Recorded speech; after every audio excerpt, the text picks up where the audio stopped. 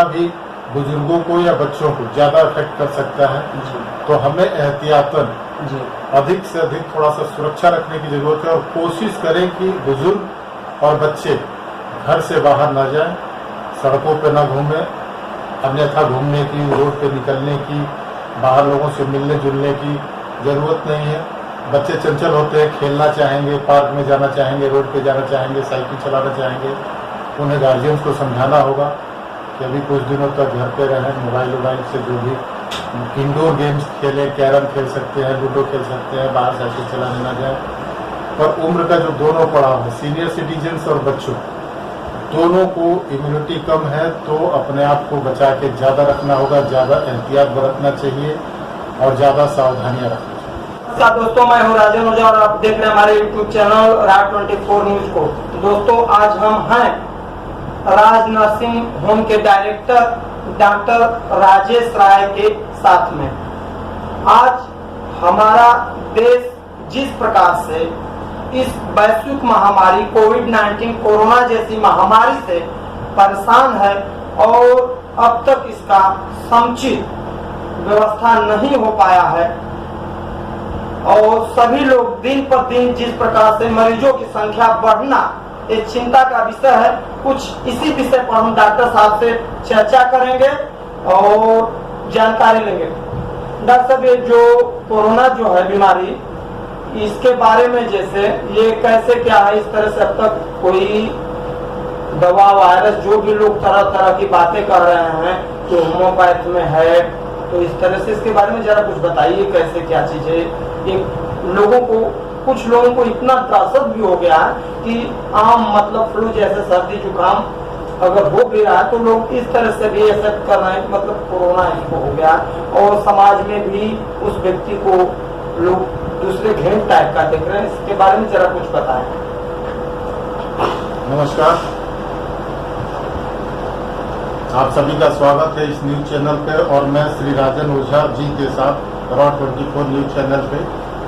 संभवतः आज इनकी वजह से आज पहली बार मैं किसी न्यूज चैनल पे अपनी बात को रखने जा रहा हूँ। सबसे पहले तो हमें यह जानना होगा कि यह कोरोना वायरस नाम की जो रहस्यमयी चीज, सही शब्द इस्तेमाल किया जाए तो रहस्यमयी ही बोला जा सकता है, क्योंकि अचानक नवंबर दिसंबर माह में कोरोना नाम की चीज अखबारों के पन्नों में आई, न्यूज चैनलों पे आई, लोगों ने कहा कोरोना कोरोना। पहले तो सब लोग बिल्कुल ही किसी को कुछ पता ही नहीं था कि आखिर ये है क्या, कहाँ से शुरुआत हुई, चीन से शुरुआत हुई या किस लैब से शुरुआत हुई, कि किस जगह से शुरुआत हुई, या वेट मार्केट से, फिश मार्केट से, तरह तरह की चर्चाएं होती रही। बाकी रहस्य को अभी तक साफ नहीं हो पाया। अब रही बात की कोरोना, बेसिकली कोरोना जो वायरस विषाणु है, वायरस है, और जो दूसरा शब्द इस्तेमाल हो रहा है कोविड-19, कोविड-19 बीमारी है। जैसे आम शब्दों में आप ये समझ लीजिए कि अगर कोई व्यक्ति HIV से इन्फेक्टेड है तो इसका मतलब यह नहीं हुआ कि उसको एड्स है। एड्स डिजीज प्रोसेस में आ गया। HIV इन्फेक्टेड है इसका मतलब उसको इन्फेक्शन है। ऐसे ही if somebody is infected with corona, इसका मतलब यह नहीं है कि वो कोविड-19 का शिकार हो गया है। कोविड-19 के शिकार होने का मतलब वो डिजीज प्रोसेस में आ गया और वो काफी खतरनाक होता है। कोरोना और कोविड-19 दोनों शब्द अलग अलग है, दोनों को अलग से समझना होगा। दूसरी बात की जो जानने वाली मुख्य तथ्य वाली बात यह है कि यह कोविड-19 बीमारी या कोरोना वायरस जिस रहस्यमय तरीके से दुनिया में आया है, तो अब हमें यह मान लेना चाहिए कि हम इसके साथ हमको रहना है, और जिसके साथ आपको रहना है, जीना है, उसके साथ आप युद्ध नहीं लड़ सकते, क्योंकि युद्ध उससे लड़ा जाता है जिसके साथ आपको आगे के जीवन में नहीं रहना है। अब युद्ध नहीं लड़ सकते तो क्या करेंगे? चर्चाएं तमाम हुई, टीका विकसित होगा, टीका विकसित होगा, उसके बाद कुछ दवाइयों के नाम आए, दवाइयों के नाम के बाद अन्य प्रकार के सुरक्षात्मक कदम उठाने की जरूरत हुई। तो सबसे पहले चलते हैं इम्यूनिटी। इम्यूनिटी में यह है कि रोग प्रतिरोधक क्षमता अगर इस वायरस विषाणु के खिलाफ अगर हमें डेवलप हो जाए तो इससे बचा जा सकता है। अब इम्यूनिटी में ये है कि काफ़ी चर्चाएं हैं कि टीका बनेगा, फिर टीका आएगा, लोगों को टीका लगेगा, पर इतना आसान और छोटा बात नहीं। क्यों कि ये बड़े जो साइंटिस्ट हैं, जो शोधकर्ता हैं, जो रिसर्च करने वाले रिसर्च स्कॉलर्स हैं, जो बायोलॉजी के, वैक्सीन के, इम्यूनोलॉजी के जो साइंटिस्ट हैं, ये उनका विषय है, आप उनको छोड़ दीजिए। और अगर टीका बनता भी है तो इतने बड़े जनमानस को और कितने दिनों में हम कितना टीका बना पाएंगे और फिर उसको कितने बड़े जनमानस को कितने दिनों में लग पाएगा, लंबा प्रोसेस। दूसरी बात कि अगर टीका न डेवलप हुआ, जैसे कि बहुत सारी बीमारियां हैं, आज तक 30-35 साल हो गए, HIV का टीका नहीं डेवलप हुआ, डेंगू का टीका नहीं डेवलप हुआ, तो हम HIV और डेंगू के साथ रह रहे हैं, ऐसे ही हमें कोरोना के साथ भी रहना।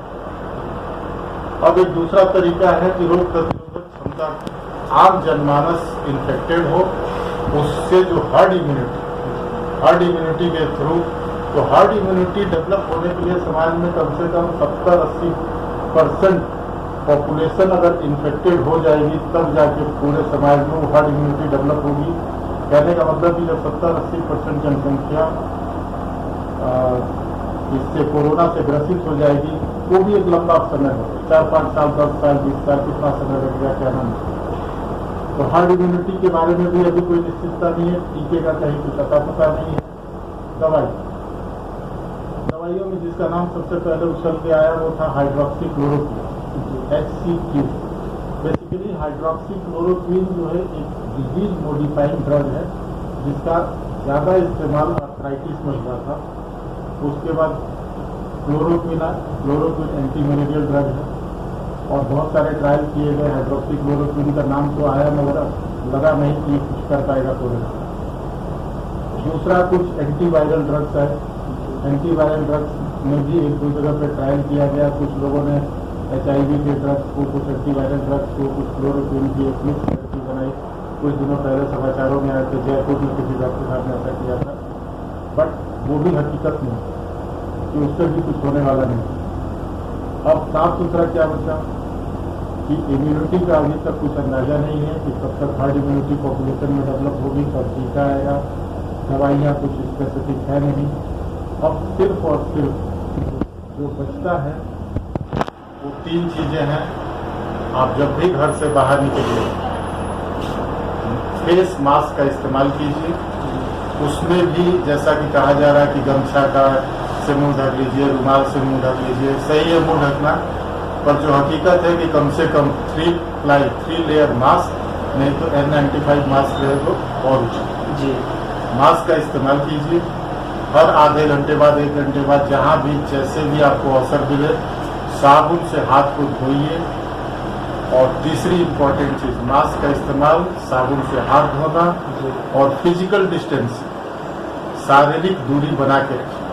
कहीं भी बाजार में आप जाते हैं, मार्केट में जाते हैं, किसी दुकान पे जाते हैं, कम से कम 6 फीट की अपने कद के बराबर की, आपका जो वर्टिकल हाइट है उसी के बराबर की कम से कम दूरी बना के रखिए।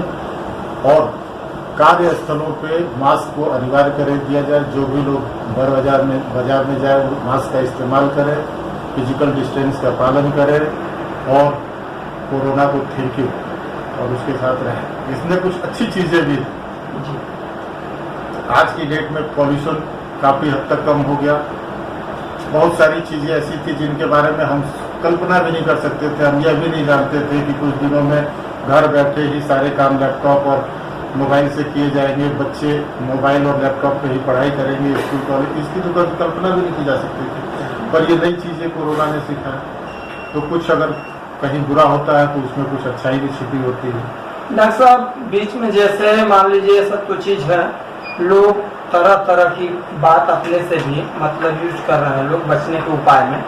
और ये सुनने के लिए मतलब देखिए टेम्परेचर, ये कोरोना जो है टेम्परेचर जैसे जितनी अगर गर्मी रहेगी तो इसके वायरस मर जाएंगे। और इसके वजह से लोग ये पानी को जो है गर्म करके, मतलब जैसे जिस तरह से चाय उबाल करके पीते हैं, तो लोग मुंह को मैं देख रहा हूँ बहुत तेजी से संख्या ये गर्म उबाल करके पानी पीने की जो हो रही है।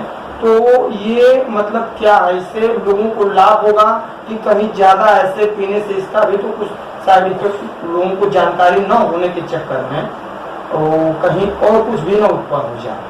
कुछ बातें ऐसी हैं जो कि हमेशा से सही रही हैं और उनका पालन हमेशा करना चाहिए जी पर इंसान लापरवाही बस उन चीज़ों का पालन नहीं करता। जी अब किसी संकट में आ गए तो उन चीज़ों का पालन करने लगे। जी जी ये उसी तरह की बात है, जैसे हमेशा आपको हल्का गुनगुना पानी पीना चाहिए, ठंडे पानी से नहाना चाहिए जी और बाकी एक्सरसाइज हमेशा करना चाहिए, योगा करना चाहिए, काढ़ा का इस्तेमाल करना चाहिए। ये ऐसा नहीं है कि कोरोना की वजह से, ये आपको करना था हमेशा मतलब हमेशा करना था और ये सब लाभदायी चीजें हैं। जी अब क्योंकि संकट आ गया और उस संकट की घड़ी में किसी ने कह दिया कि आप ये पिएंगे, काढ़ा पिएंगे तो आपको फायदा होगा, गुनगुना पानी पिएंगे तो आपको फायदा होगा, तो कुछ डर बस लोग चीजें कर रहे हैं। जी आपको तो ये हमेशा करना चाहिए। और डॉक्टर साहब देखिए, इसमें जो लोगों में और भय है, और अभी एक घटना घटी है, आपको भी शायद जानकारी होगी, 2 दंपत्ति लोग थे, मुंबई से आए हुए थे, रात के समय रेवतीपुर शायद उन लोगों का घर था, और जैसे उन लोगों के घर वालों ने एंट्री नहीं दिया और कहा कि रात को 10 बजे के लगभग समथिंग कुछ था टाइम, और कहें कि पहले जाइए मेडिकल करा करके आइए, और उसके बाद तो मान लीजिए रात के समय जो भी समय तो मान लीजिए हो नहीं सकता है। तो वो लोगों ने निराशा प्रति सोचा, और उसके बाद उनकी पत्नी ने सोचा था कि अपने मायके वालों को फोन किया कि हम लोग आ रहे हैं, वो लोग भी नकर गए, और उस व्यक्ति को इतना सदमा हुआ कि वो आकर के गंगा जी की जो पुल है उसके ऊपर से कूद गया। तो ये सब तरह तरह की, इतना लोगों के अंदर ये सब जो धारणाएं निगेटिव मार्किंग आ रही है, इसके बारे में लोगों को बताएं। मतलब इस तरह से ठीक है, बीमारी तो है, लेकिन इसके बारे में सबसे पहले ये है कि उतना भय करने की और डरने की जरूरत नहीं। जैसा मैंने कहा कि अब कोरोना आ गया है जी और आगे रहेगा, तो अब इसके साथ हमें जीने की आदत डाल देनी पड़ेगी जी और जिन चीज़ों को बताया गया है उनका पालन करेगा। रही बात एक पर्टिकुलर केस की जिसकी आप बात कर रहे हैं जी, इसमें उस दंपत्ति के साथ तो बुरा हुआ, बहुत ही बुरा हुआ और बहुत अफसोसजनक चीज़ है। पर हकीकत ये है कि वो अगर अन्य किसी बड़े शहर से आए थे तो उनको पहले अपनी जांच करा लेनी चाहिए थी, और जो 14 दिन के क्वारंटाइन का पीरियड फिक्स किया गया था तो उनको क्वारंटाइन में रहना चाहिए था। क्यों कि हो सकता है अगर वो पॉजिटिव होते तो अगर घर में चले जाते और उनके घर वाले भी इस बात को छिपाते तो पूरा का पूरा घर, उनका परिवार, परिवार के बाद आस पड़ोस के बाद गांव, एक व्यक्ति की वजह से पूरा का पूरा समुदाय जो है वो फिर उस बीमारी के चपेट में आ जाता। तो क्वारंटाइन होना चाहिए था, पर साथ ही साथ इस बात का भी ध्यान दें कि किसी की भावना को आहत न करें, किसी की भावना को ठेस न पहुंचाएं। कहने का मतलब सावधानी जरूरी है, लापरवाही भी न करें। ठीक है डॉक्टर साहब, कुछ इसके बारे में अपने दर्शकों को कैसे क्या, अगर मतलब नॉर्मल में मान लीजिए जो इस तरह से होता है फ्लू, जो सर्दी जुकाम बुखार, और इसके बारे में फ्लू जो है पहले से भी होता रहा है, और जब से हमेशा से ही सर्दी जुकाम बुखार, मौसम बदलेगा तो किसी को नाक बहना, एलर्जिक राइनाइटिस, छींक आना, और ये हमेशा से ही रहा है। कोरोना के लक्षण थोड़ा सा डिफरेंट है, और अभी जो बातें सामने आई हैं उसमें तो ये हो रहा है कि गैस्ट्रो इंटेस्टिनल प्रॉब्लम्स भी आ रही हैं, न्यूरोलॉजिकल डिसऑर्डर्स भी कुछ जगह दिखते जा रहे हैं। जी जी जी। एक जगह मैंने कहीं पढ़ा था कि कुछ लोग कह रहे हैं कि इससे DIC नाम की बीमारी हो रही है, डिसेमिनेटेड इंट्रावेस्कुलर प्रोड्यूस होगा। तो अभी पर हकीकत क्या है कि चीज़ बिल्कुल रहस्यमयी तरीके से आई, अभी भी एक बहुत बड़ा रहस्य बना हुआ है, और उस रहस्य में हमें सिर्फ सावधानी बरतने की जरूरत है, और सावधानी से रहें। मास्क लगाइए, फिजिकल डिस्टेंसिंग रखिए और हाथ धोते रहिए। बहुत धन्यवाद आपका, लोगों को आपने जागरूक किया। चलिए नमस्कार दोस्तों, आज हम इतना ही आप लोगों के लिए। आपका राजन ओझा, धन्यवाद।